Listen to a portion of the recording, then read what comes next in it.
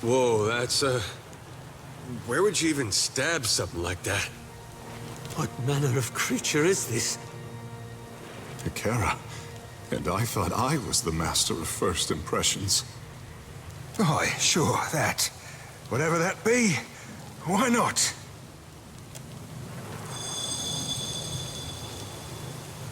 So alone. Never alone. Is Kaizo reached?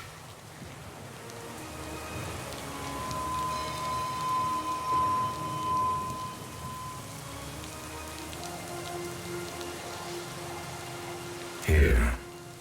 We have been here. We're the gates of Kaizo.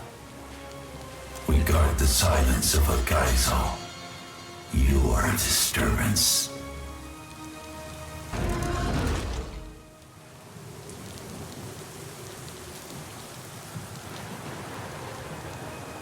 No.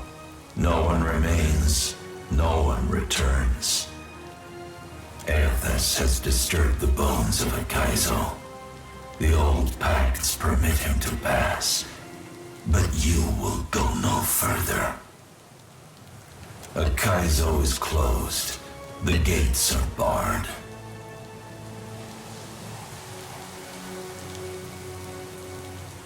Our covenant with the Old Ones does not forbid questions.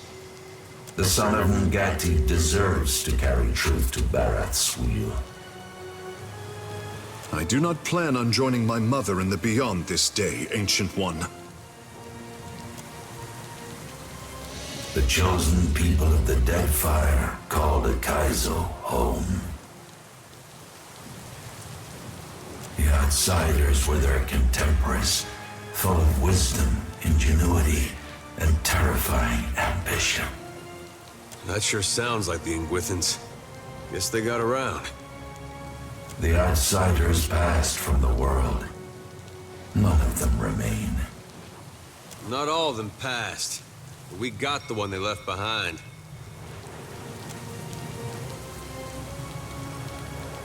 The Old Ones and the Outsiders traded, collaborated, learned, and built together. Outsiders augured the doom of the Old Ones. The rift unmade them both. The Outsiders coveted ancient Kaizo. Its occupation was a hindrance.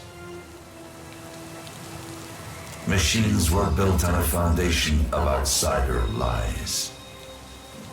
When the machines were nearly done, the Outsiders constructed bodies of flesh and bone.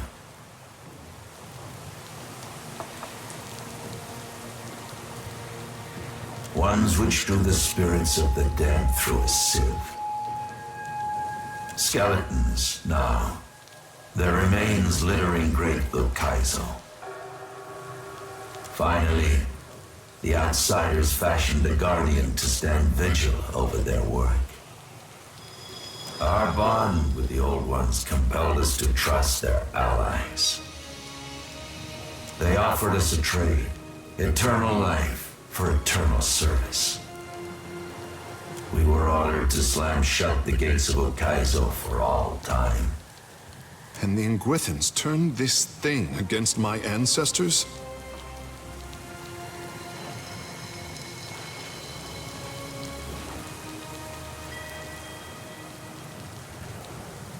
Necessary, son of Ngati.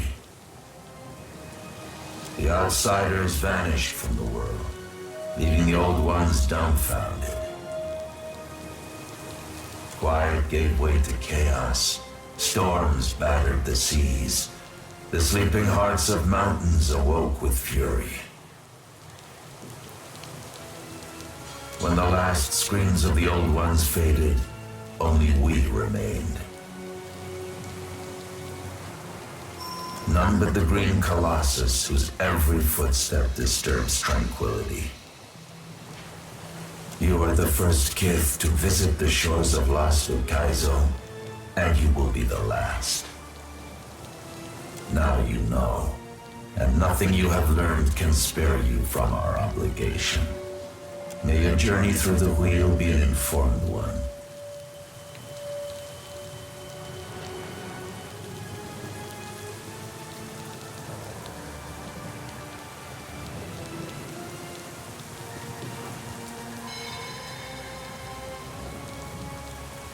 chose death when you set your bearing, traveler. Prepare yourself.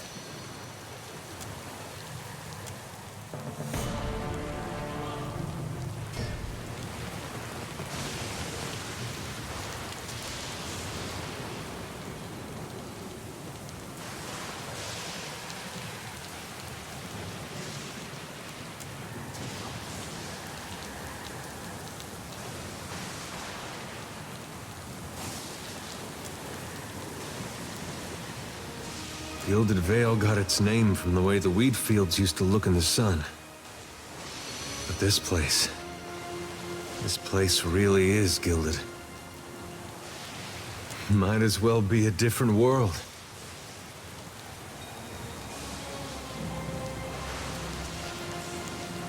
Yeah, seems they had a whole different way of looking at things. I'd say I like this one better, but the truth is, neither one seems any closer to me. These great people got a funny way of passing on. They disappear from the world, but leave their problems behind for the rest of us to deal with.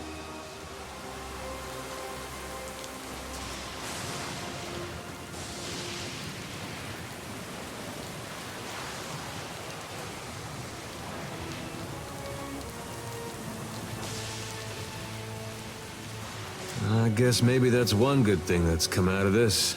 Well, at least for me. I got something to do with my life that doesn't involve hauling or shoveling. I even got a friend or two out of it. Whole world's about to face the biggest test it ever saw. What Aethys is doing, it's gonna change everything. We may not survive. Kith, I mean. God of redemption, trying to redeem the gods. What a mess.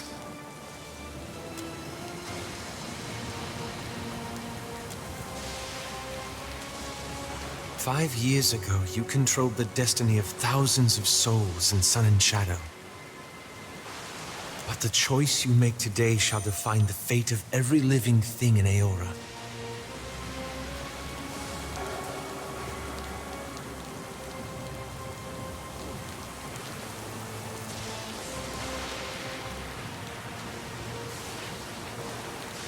I suppose that's true. And I suppose it can be comforting to remember that. Whatever happens, know that I wouldn't trade our journey together for anything. I trust you'll make the right decision. And I'll be here when you return."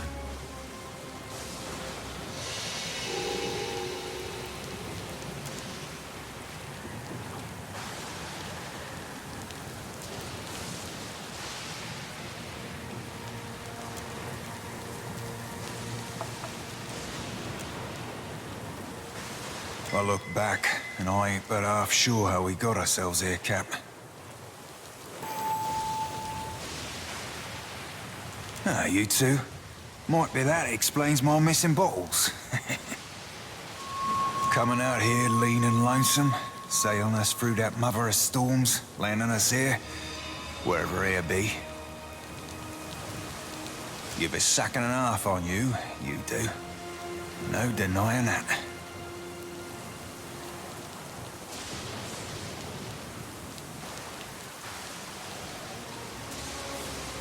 Trying to seduce me, Cap.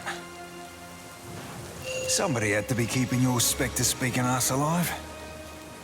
Onwards then, Cap. To the bitter end and beyond.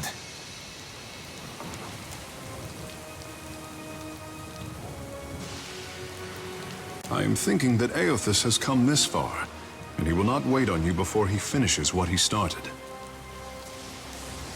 If he shatters what is sat in the heart of Ukaizo, this action will ripple beyond the Deadfire, beyond life as we know it. The Hawana could use a change, an upset, something that gets them working together. History has shown that we thrive in adversity. The land of my mothers, as real as anything that rises up from the bed of the sea. Also, smaller than I expected. This should be as interesting as the last time I confronted a god-possessed Adra Colossus.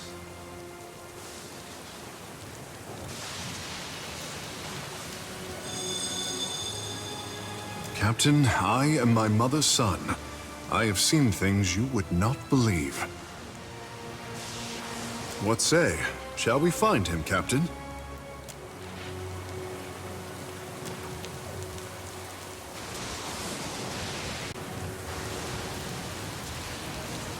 Speak your mind.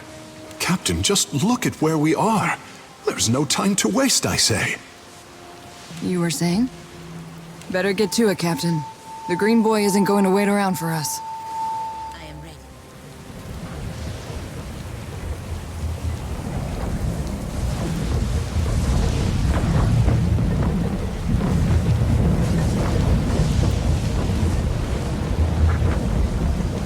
Why not?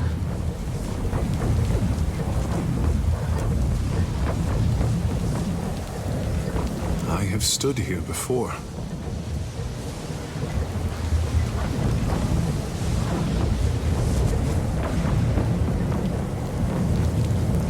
As a boy, I dreamed of a tower made of water. I stood at the pinnacle and made obeisance to Mother Ngati. This tower, this view. Ngati's covenant, the first form of water shaping. It is here, waiting for me.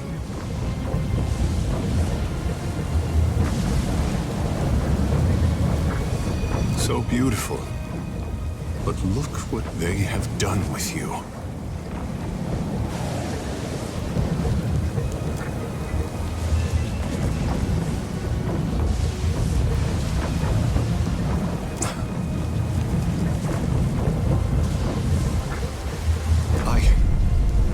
I remember.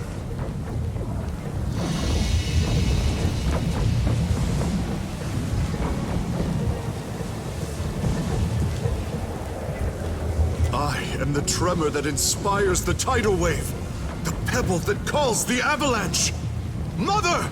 Your son has found his birthright where you left it! My people never doubted that Ngati's chosen would find our ancient gift. Kara, I did not share their confidence until now.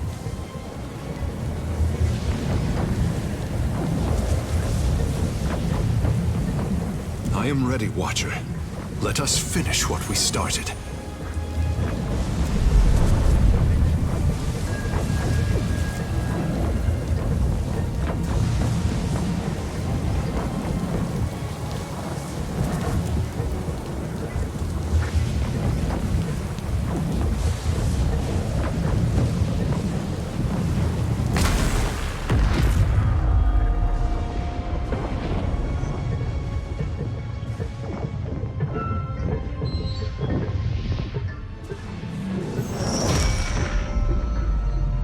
The machine controlling the storm winds down.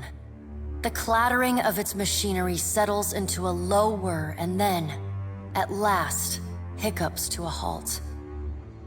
Beyond the tower, the black, roiling clouds of Andra's mortar roll away from the ancient city of Ukaizo, with only a tired sigh of wind to see them off. And on that last breath of wind, comes to you a familiar sound. The ring of a bell. The bell's ringing is soft, not the clangor and torrent you've grown used to. It calls to your soul, and your soul yearns to follow it. Your soul flees from your body and into the beyond, chasing that sound. It leads you at last to Bareth's realm, to that cold platform and room of endless doors. Watcher, your journey nears its conclusion. The pallid night stands before you, her gaunt face impassive. That will depend on the will of Kith, whose desires are ever in flux. Soon you will confront Aethys for what will likely be the final time, and you will do so as the Herald of Bareth, the only creature on the face of Aora to whom he will listen. Remember that. The pallid night inclines her head to you, black hair hanging lank in her face. She steps back and cedes the floor to Helia, with a small, resigned sigh. If Aethys truly intends to go through with his mad plan to destroy the wheel, a generation's worth of souls will be trapped in the in-between. So many would suffer. How can Aethys be so cruel? He cannot just abandon them. Aethys must help the Kith find a quick solution. Abaddon strides forward.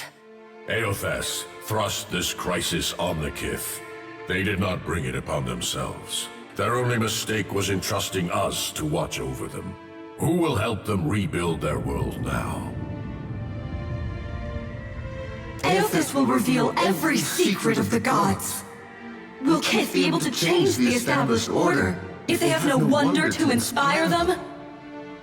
Aethys must help them resolve this quickly, lest every one of Eora's few remaining mysteries be laid plain.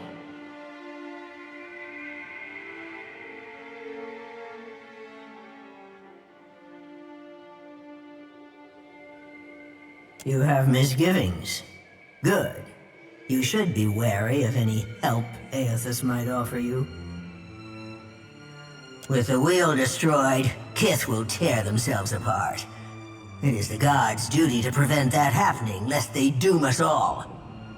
And as Kith must be ruled, so too must the gods. I say that if Aethys is so eager to throw down the mantle of power and step aside, I shall take my rightful place as Queen of the Gods again. Kith are strongest when they follow our lead, and we are strongest when we lead in turn. United in purpose with the gods, Kith can accomplish things that without us they could never have even begun. They must be shown their boundaries to surpass them. Kith will not solve Aethys' puzzle on their own. And without an established order to fight against, the bonds that bind them dissolve, and they fight amongst themselves.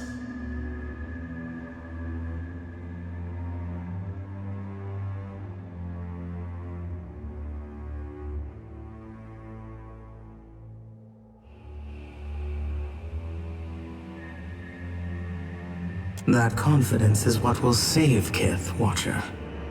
Do not lose it when you stand before Aethys. Boudica's firm hand is but the motherly smothering of Helia by another name. Mortals should have no special advantages. Only once Kith have striven to improve themselves through trial will they truly know their measure. Kith must suffer to find their strength if they are to survive the world into which Aethys drags them. Our intervention in your struggle would be a cruelty and counter to our purpose. He lets his words hang in the air for a moment. Gaze level with your own. Indeed. Kith must discover for themselves what it is they are worth, and of what it is they are capable. What we do for them, they do not learn for themselves. Trial breeds ingenuity. If our work of generations was not in vain, Kith will succeed in spite of Aethys' actions. I have faith in Kith's ability to meet Aethys' challenge. Do not mistake my words for indifference, Watcher. They are born from a fierce belief in your potential, not a refutation of it.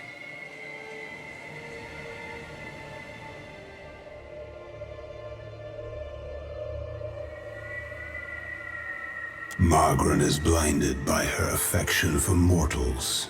She does not see that entropy is the destiny of all things. If Aethys were wise, he would destroy everything. End life, end reincarnation, end death.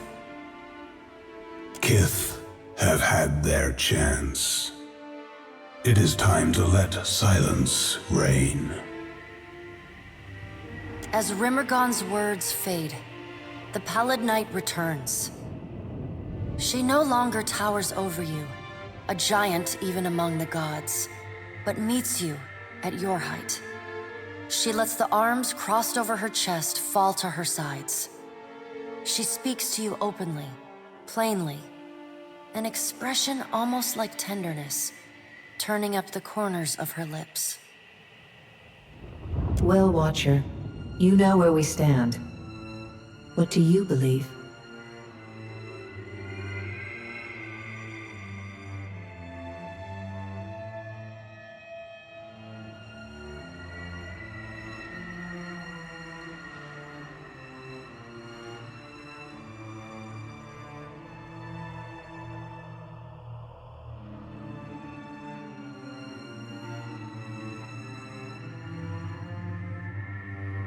You have some time to think yet, but not perhaps as much as you would like. Now the time has come for us to part, Watcher. I laid upon you a difficult duty, and you have discharged it well. You will be free of it in time, but not now. You have work to do yet. You are no stranger to hard choices. You killed Theos, and when his soul was laid bare before you, you chose to destroy his memories. You freed him from his past. Remember the strength it took to make that choice, and know that you alone may sway Aethys now. When you stand before him, choose your words carefully. The gods depart one by one in brooding silence. A solitary figure remains perfectly still until the last of her colleagues is out of earshot. Boudica peers down at you, a triumphant grin splitting her weathered features. Bareth is a fool if she thinks I'll let her enjoy the last word. You were trusted with a heavy responsibility, Watcher, speaking for mortals and representing their interests in the future to come.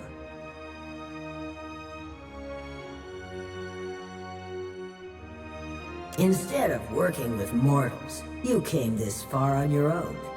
You rejected compromise, idealism, and the solutions of others.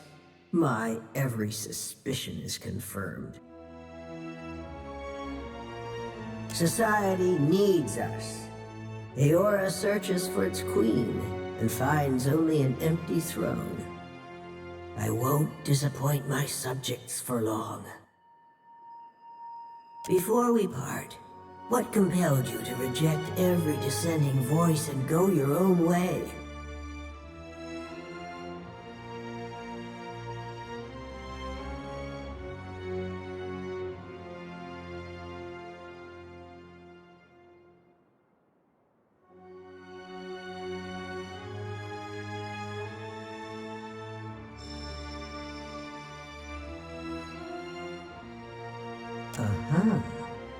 Consider my curiosity appeased.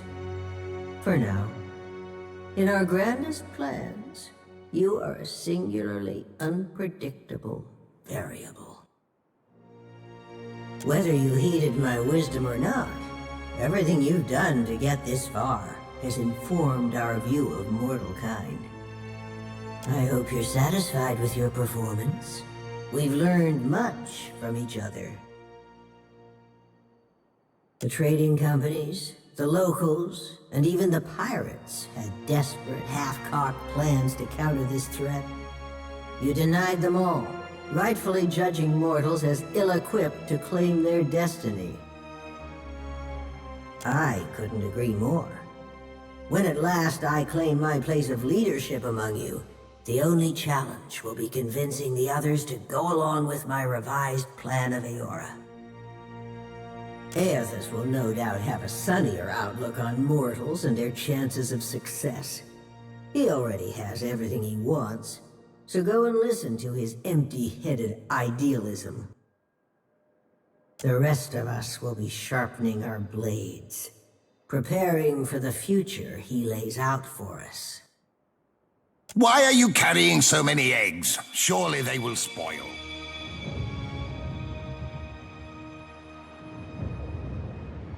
You keep falling asleep on me, I'm gonna have to start walking behind you with a pillow. Oh, by the way, the storm's gone. Also, I think Aethys has ended the world.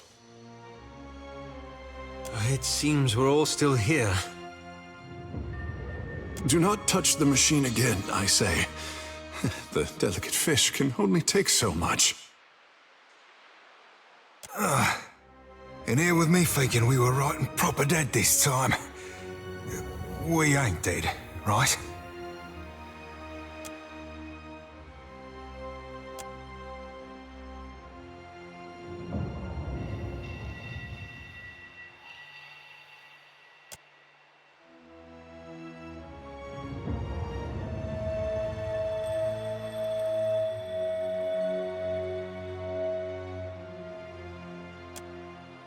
How does one possess the time to...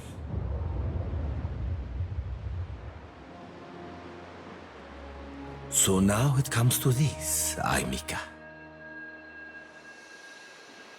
You think to steal my golden dream, but I will not allow it. My gratitude is yours for disabling the storms. It seems I did not require Rivan's ship to reach Ukaizo in the end. Not on your soul. I have waited for this, Casita, for far too long. Until the next life? Nor perhaps not, considering.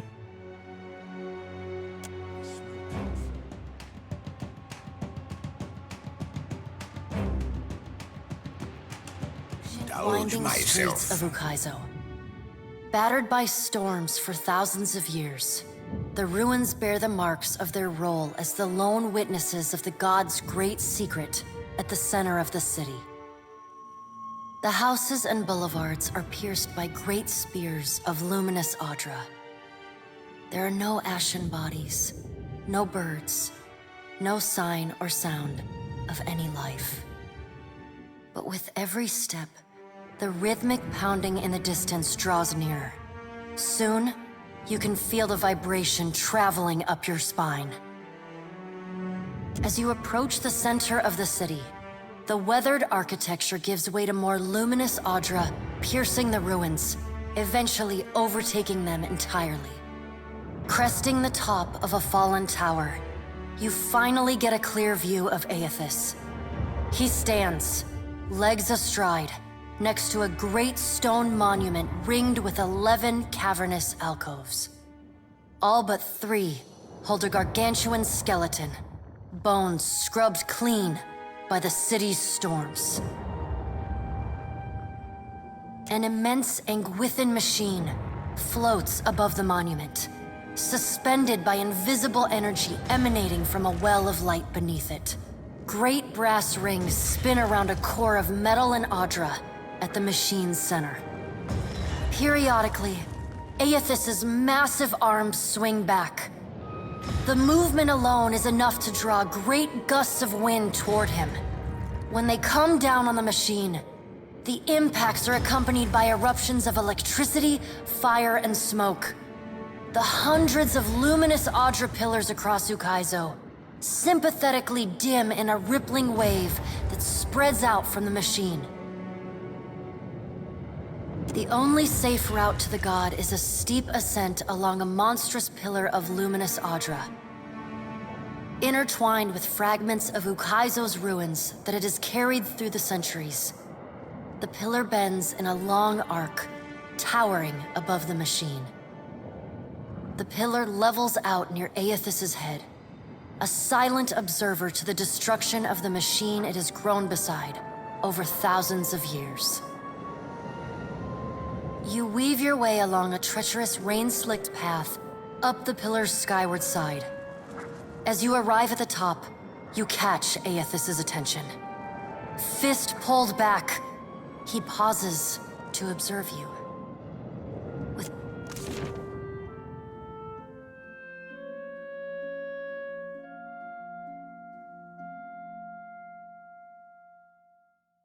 Strange to see Ukaizo in this way.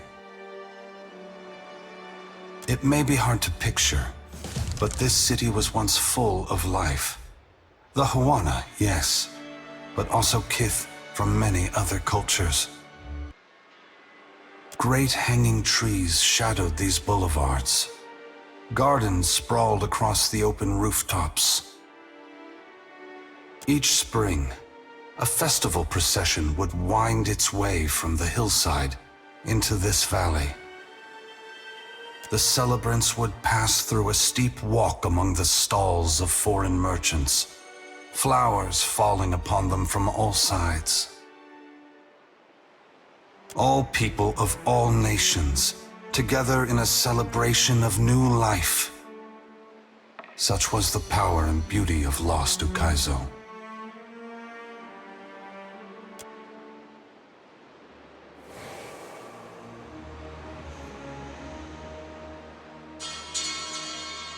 Been a while, old friend. Widewin, I did not think to see you here. But few things go as expected when the Watcher is involved. We were a good team, once. But this isn't what we fought for. Ain't you just burning the harvest because you planted the wrong seeds? An astute observation, old friend. Consider instead that I am giving the soil back to those who till it. Spring must always follow winter. As long as there are people committed to finding the other side of change, the agony will not last. But thank you for challenging me as you did in fairer times. I haven't forgotten the lesson we strove to impart. You're welcome, I suppose. Mighty One, I once desired to return that power and beauty to the Huana. Now I wish only for the tribes to find it themselves. If not here, then elsewhere.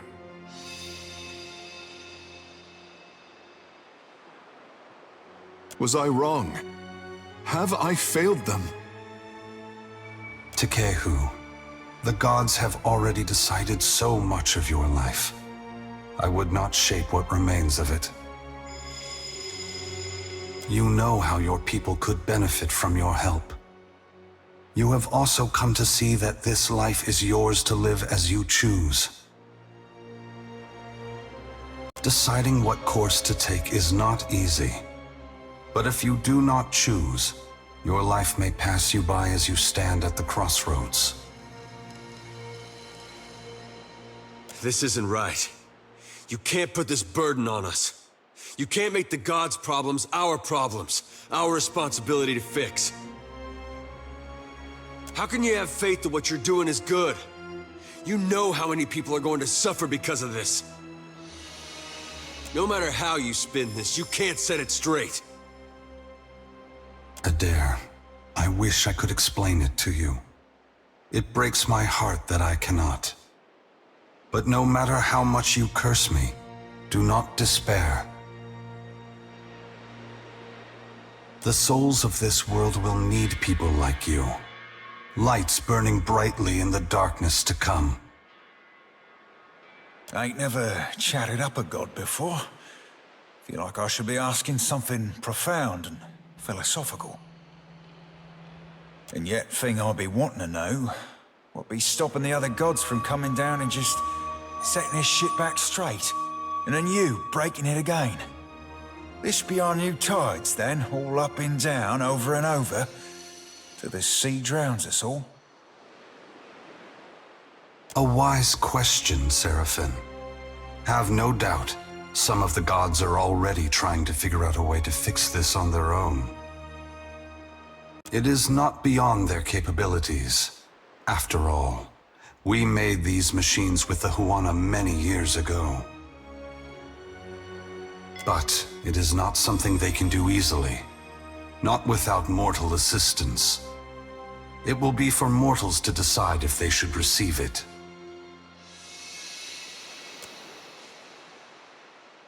What right do you have to do this? Destroy the wheel and leave us with nothing? Without even knowing what will come next? Aloth, we are all, gods and mortals, responsible for our own actions. But inaction carries its own moral responsibility. It is a burden I have carried for far too long. One must always do as their conscience dictates, even if that means abdicating a position of power. But what of you, Watcher? Why have you followed me? Have you come to bear witness to the breaking of the wheel?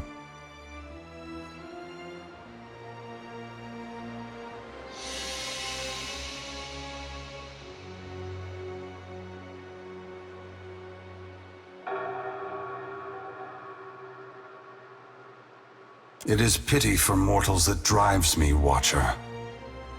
I have felt it in every step I have taken to cross the Deadfire and reach this place. What more would you have me do?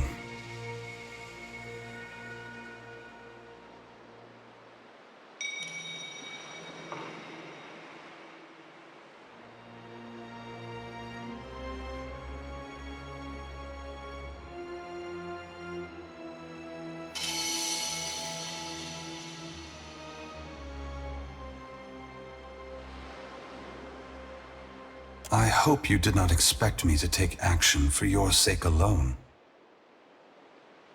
Still, it is true. The souls trapped in the in-between will suffer until the wheel is restored. They will reach out for help to any Watcher they can see. Thank you for making me think of the lost souls, Watcher. I will provide a haven for them after my work here is finished. Indulge me in a moment's curiosity. There is something I wish to know about Eora, about Kith, that I can only learn through your eyes.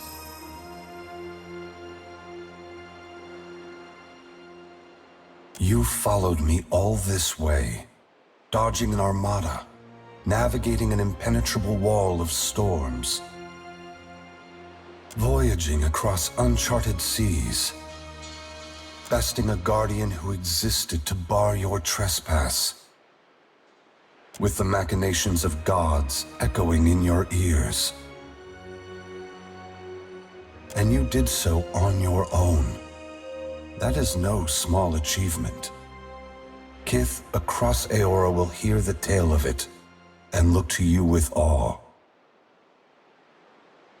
I believe that mortals possess the strength to collaborate and shape a future of their own design. Not all of my brothers and sisters agree. I had hoped your actions would set an example for the future, demonstrating the resilience and ingenuity of mortals when they work together. Coming to Ukaizo unencumbered by alliances proves a different point than the one I intended, but it is a valuable one all the same. What inspired your decision, Watcher? Did the choice echo your foundational beliefs, or were you influenced by observation?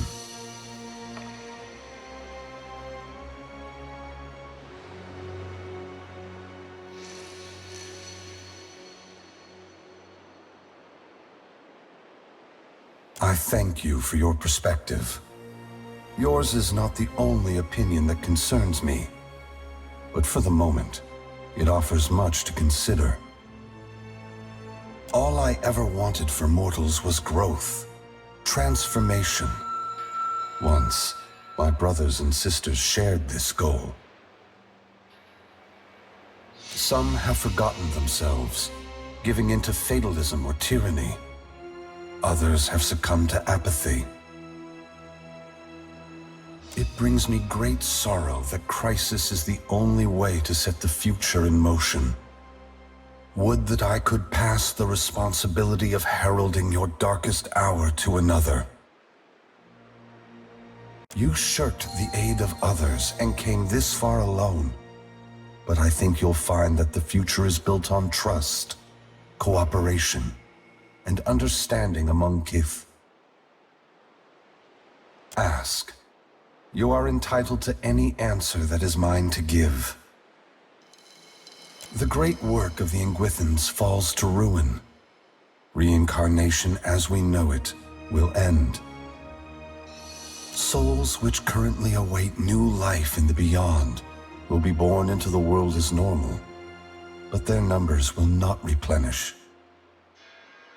Anything that dies will tarry in the void of the in-between, awaiting the motion of a wheel that no longer turns. Once the beyond has emptied, every birth will be hollow-born. Other maladies of the soul may follow and plague those who linger in life. Unless mortals work together to carve a new path, the essence of life will be trapped in the netherworld. Gods will starve. Eora will grow silent and cold. A generation or more. That much essence is already poised to flow into Eora.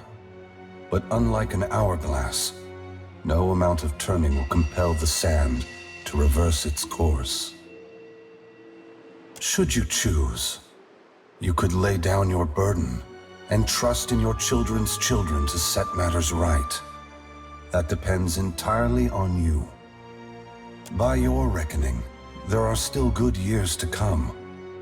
By ours, time is short.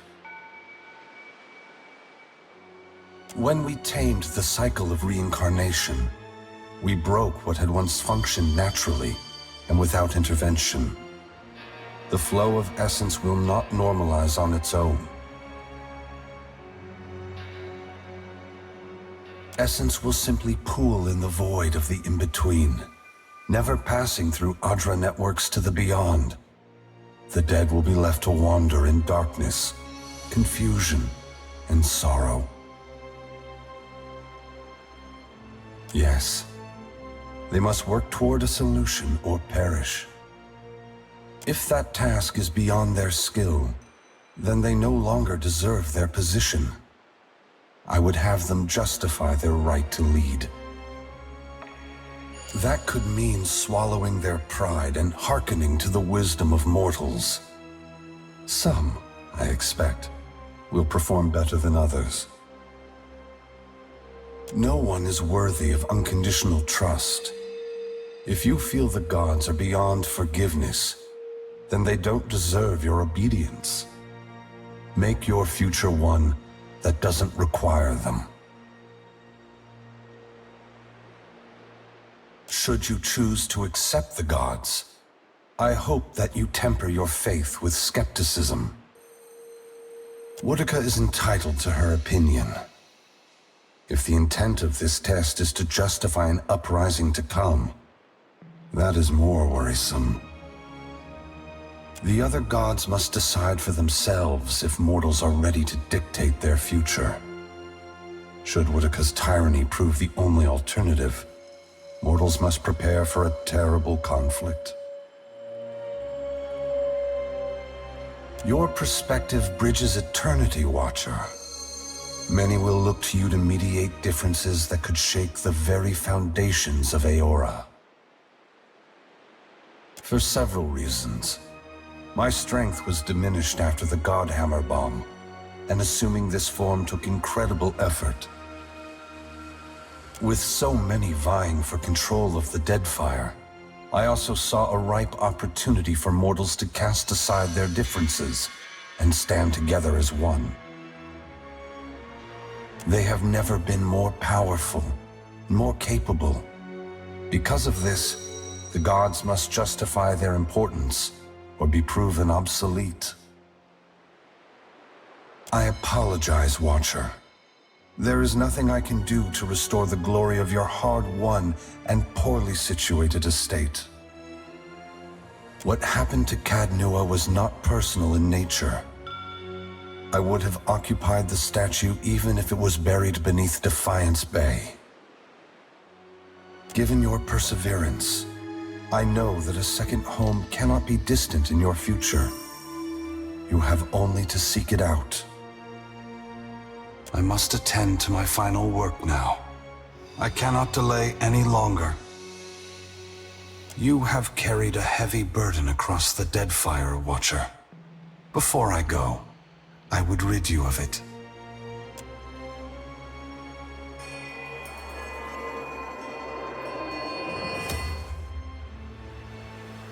You are free now, as free as any of us can be. Many will come to you for help in the years ahead, animancers, priests, even the gods themselves. I have great hope for you, but always remember that your future is for you to decide. Use your freedom well.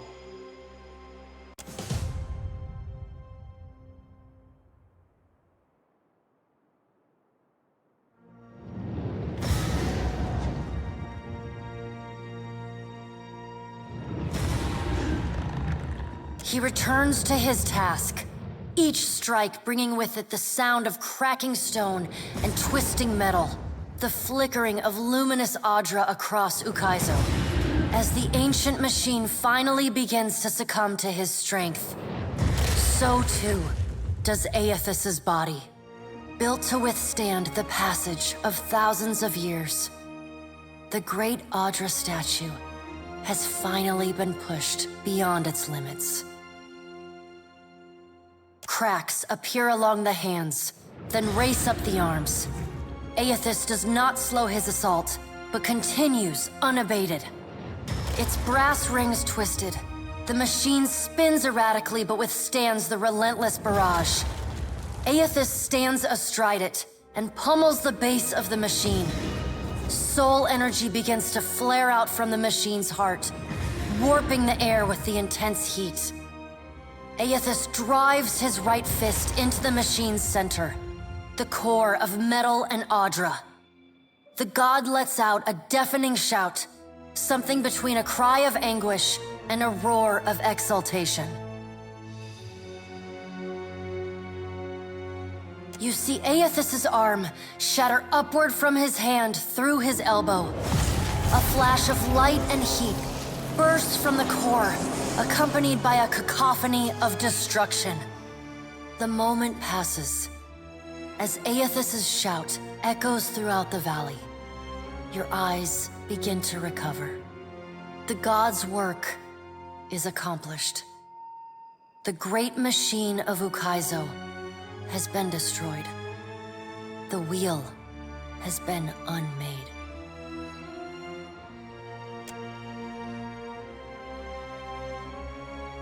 As Aethys's voice fades, the enormity of what you've accomplished sinks in. You have confronted a god.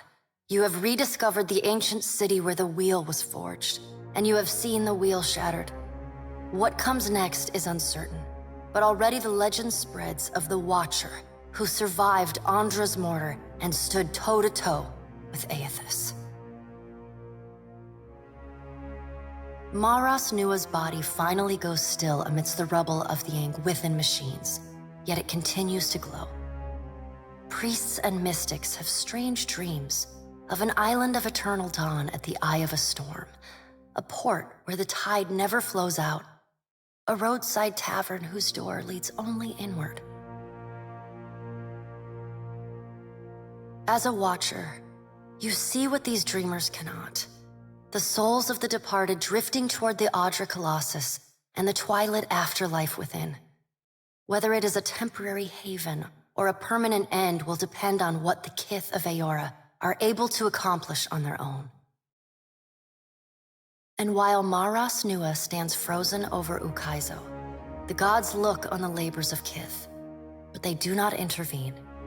They watch and argue, wager and conjecture at how or whether mortals will solve the puzzle set before them. In reaching Ukaizo and facing Aethys, you have accomplished the impossible, and you have done it without the assistance of the great powers of Deadfire. Your feats capture the awe and imagination of a world that needs heroes more than ever. Some say your intervention prevented Aethys from a far worse act of destruction. Many believe you will be the salvation of Eora. With each day, your legend grows, as does the chaos in Deadfire. Ukaizo remains unclaimed, and the Efekia Channel becomes the site of a near-constant battle as the Huana and the Rawatayans vie for control of the unprotected island. The Rawatayans rely on their cannons, and the Huana call forth massive waves and beasts of the deep to sink their foes. And while they chip away at one another, the Valians and the Principi pursue their own ends with increasing abandon. Emboldened by their rivals' distraction, the Valian Trading Company seizes territory and mines luminous Adra at a startling pace. Juana villages are left at the mercy of unscrupulous speculators, and resource-rich islands are swarmed and stripped. To support their operations, the Valian Trading Company begins shipping ever greater quantities of supplies and luminous Adra to and from the archipelago. This attracts the attention of the Principi, who target these ships with increasing aggression. The promise of fat prizes draws even more pirates to their ranks. The Rauataians, as well as the Juana, are too busy to stop them. Despite other tensions across the archipelago, Port Maje remains a model of peaceful, productive cooperation between the Juana and the Valian Trading Company. Though they do not always agree, Governor Clario and Storm Speaker Ikawa work together for the mutual benefit of their people. As the balance of power changes in Deadfire, so too does Nekataka transform. With the major powers at one another's throats, Nekataka becomes a maelstrom of chaos. Spies and smugglers follow the flow of refugees into the city, where violence is commonplace. Ukaizo remains the coveted prize, and Nekataka fades into an afterthought. The pirates continue smuggling food into the gullet, and the Raparu embrace their benefactors, aiding and concealing their smuggling operations. Over time, the gullet becomes a hotbed of piracy. With Skiarilifus's essence still empowering the Water Shapers Guild, the practice of water shaping grows and flourishes in Nekataka, and its practitioners rise in prestige. They install conveyors in the falls that run through the city and craft sculptures for every street and plaza. Thus, the Water Shapers Guild becomes a power in its own right in the city of Nekataka. Your brief encounter with Letharn proves deeply influential for the children of the Dawnstars. Plagued with nightmares and haunted by the deaths at Hesango, Letharn begins questioning his faith in Aethys. At first, his fellow Dawnstars chide him, but that changes as word of Aethys's deeds at Ukaizo spreads. After all, what business have they worshipping a god who denied his own legitimacy? The children of the Dawnstars respond to Aethys's sacrifice by taking up the lanterns and sickles of the Harvesters of Gone. They become pilgrims of essence, gathering souls across Aora and ferrying them to the haven within the Adra Colossus. Others will repair or rebuild the wheel one day. In the meantime, the Dawnstars will care for the souls of the dead. Ruanu, the chieftain of the Juana at Tikawara, dies mysteriously. The tribe finds his body washed up on the same beach where Anaharu challenged him to the trial of waves. Some blame Anaharu's vengeful spirit. Others see it as Ngati's final judgment. And a few speak of a strange man seen lingering in the village. The leaderless tribe eventually scatters. Some head to Nekataka, while others seek out the Wahaki. The dragon, Neraskirlas, no longer passes between Aora and the White Void, and the dead flow slowly breaks apart, exposing the temple long frozen within. Under Halfjorn's guidance, the Harbingers of Dusk resettle within Remergon's temple, vowing to forever protect it from the defiling touch of outsiders. Over time, the group becomes increasingly reclusive and fanatical, attacking any who dare approach their holy site. In besting the Beast of Winter, you earned the Death God's mercy rather than his enmity. The deity remains characteristically unforthcoming about his decision, and you're left to wonder, whether in doing battle with him in the White Void, you somehow furthered his apocalyptic ambitions. Hundreds of Kith, and no small number of Wilder and Primordials, flee from the Black Isle, their minds a confused collection of inconsistent and contradictory memories. Each escapee bears knowledge that was once lost, and agents of the Hand Occult across Aora worked tirelessly in the years that followed to hunt down and end these fugitives. They find far fewer than they hope. Released from their bondage to the Sightless Eye, the Vithrak of the Halls Obscured abandon the Black Isle and resettle in the deepest and darkest recesses of the ruins beneath Neketaka. Sisak and his colony remain secretive and isolated, however, rarely interacting with those Kith crawling about in the sunlight above. Encouraged by her arcane successes, Bakarna returns to her observatory to continue her studies of the celestial spheres. In time, her colleagues in the Circle of Archmagi come to accept her among their number. She takes on apprentices, and they trumpet her praises as both a brilliant innovator and nurturing pedagogue. The fleshy mass of Wal's abandoned body continues to slumber beneath the halls obscured. Guarded, and studied, of course, by the Circle of Archmagi, the group establishes a permanent presence above the halls. And, with time, the Black Isles become one of the preeminent institutions of arcane knowledge in Aora. True to his word, Tane sets about trying to turn the God Seed into a garden.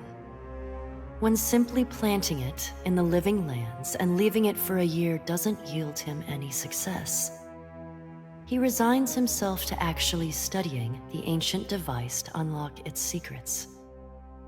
Eventually, he jokes, his hard work might even bear fruit. Literally. Though your adventures alter the destiny of Aora and the balance of power in Deadfire, they also leave a lasting mark on those who travel at your side. Your companions find themselves changed in ways both big and small. In the days sailing back from Ukaizo, Adair finds himself disillusioned with all gods, his own above all. Where the gods have touched Deadfire, he sees only destruction, loss, and emptiness. He casts off all symbols of Aethys, and even begins refusing to use his name. Ultimately, he chooses to remain with you on the Defiant, knowing if any mortal is to have the final word in a conflict with the gods, it will be the Watcher of Cadnua. Shodi is not a priestess who understands the meaning of subtlety. As such, she makes her girlish crush on Adair painfully obvious from the moment she first sets eyes on the strapping fighter. Early in your travels, Adair appears discomforted by her persistent flirting. He often grimaces when she sidles up to him, and he takes endless pains to keep their conversations terse and to the point. But after a little smoothing on your part to nudge them in the right direction, Adair makes an effort to view Shodi with an open mind. And Shodi begins teasing the veteran fighter in a more companionable and less amorous manner. After saving each other's hides a couple times and sharing more than a few laughs, the two form an easy, and you suspect, lifelong friendship. Seemingly lit with an inner glow, Shodi takes to a new life of mission work with gusto. She still is committed to shepherding souls forgone, but having realigned her goals with that of her fellow Dawn Stars, she now endeavors to help the living as much as the dead. As you travel the Deadfire, you find her sleeping better and laughing more often. When the time comes for her to return to her temple in Neketaka, it's with a clear wistfulness and much lip-biting on her part. she leaves you with her sickle and a hastily scrawled note. It reads, "A keepsake from a path once walked. Remember me, Watcher, for I will forever dream of you." If Aloth has learned one thing from your adventures, it is that the forces shaping the world are vaster and more complex than he had ever imagined, and they are far beyond anyone's power to control. Thus, it is with great relief that he abandons his labors against the Leaden Key. Without Theus at the helm, it will crumble in its own time. The best he can do is stand back and allow it to happen. Happily, his decision allows him to journey alongside the Watcher he has come to love. He does not know what the future holds for them, or, indeed, for the world. Whatever it is, they shall face it as they have faced all their greatest trials, together. You let Rimaro go, and the former pirate ostensibly set sail for the trade lanes of the Eastern Reach, the Edier Empire, Old Valia, and the Republics. For the remainder of your time together, Seraphon seems, if not exactly happy, at least contented with the outcome of your confrontation with his former mentor at Sayuka. After your encounter with Aethys, the pirate drifts into quiet contemplation. As you sail into your next port, he meets you at the ship's rail. He'll be leaving the gods to you going forward, he tells you, and saving his bullets for those like to die from them. Seraphon parts company with you not long after.